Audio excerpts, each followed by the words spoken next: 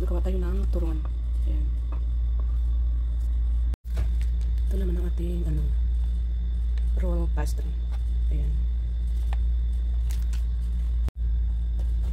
Ito guys ang ating pandikit. Ayan, harina.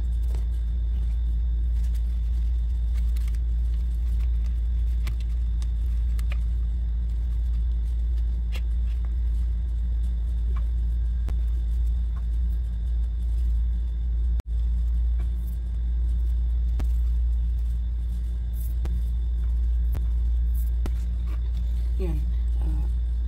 Magprito lang ako ng mga 6 na piraso guys kasi ako lang naman mag-isang kakain nito. Magprito lang ako ng 6 na piraso tapos yung iba ilagay ko sa freezer.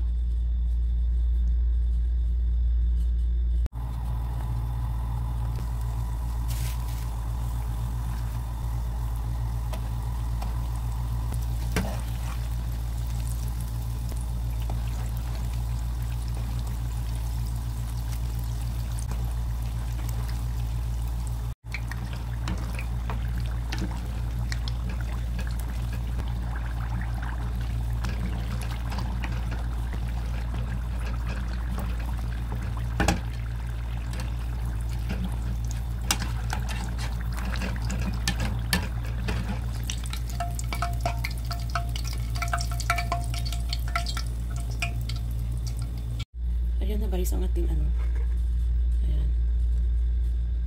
Ito pala guys, cheese ang laman nito. Cheese. Tapos ito naman, itong iba. Ito, saging. Yan ang saging. Tapos ito yung cheese. Ayan. Ayan, kakain na tayo.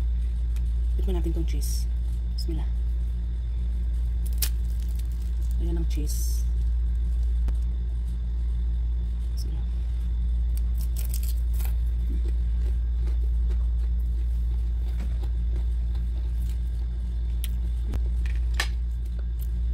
Saging.